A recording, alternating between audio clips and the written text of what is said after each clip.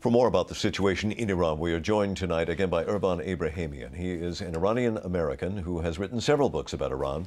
Mr. Abrahamian is also a distinguished professor of history at the City University of New York. Thank you for being back with us. Thank you for having me. The protests, which of course have now been going on for over 6 months, are about a disputed election. But they seem to have gone through or are going through an evolution. And I'm wondering, how have they changed over that time?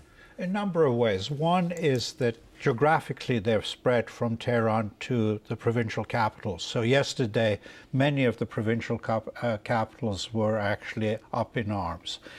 Another difference is that the slogans have become much more radicalized. Before it was, "Where is my vote?" It was much more a question of reform.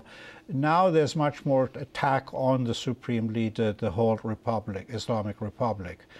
Another way you can say there's a difference is there's much more involvement of working class kids. Well, what does that mean then? How does that change things for the government in power? It does mean it's much more serious for the government, because in the past they've always claimed, well, we didn't have the middle class, but the working class, the poor, were behind the Islamic Republic. But if you look at the pictures yesterday, a lot of the people demonstrating, throwing bricks, were in fact people from the lower parts of the city, the poorer sections of the city. So that's especially since there's no austerity program going to be implemented, cutting subsidies, that's very serious for the regime. The protesters also seem to be much more confrontational, actually going after the Basiji.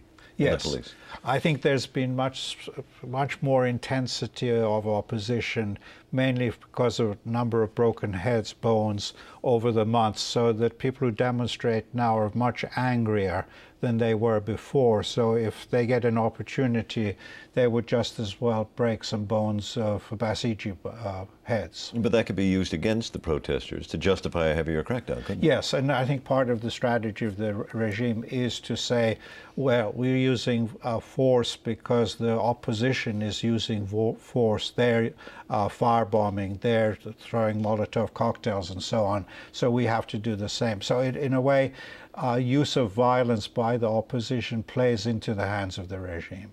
A number of the members of the political opposition were arrested today. What do you make of that? Well, it's a part of the strategy that's been going on for the last 6 months, that you try to isolate the main leaders, Karoubi and Mousavi, by detaining people, their advisors. So they've gone one more step further, arrested closer advisors. But it's significant they still haven't dared to arrest either Mousavi or Karoubi. Do you believe we're at a critical moment, a turning point perhaps, in this altercation? I think the critical moment will be when we see actual strikes, when civil service or the banks or the oil workers or the large installations like steel mills, when workers there and civil servants go on strike, that would be, you can say, the end of the regime.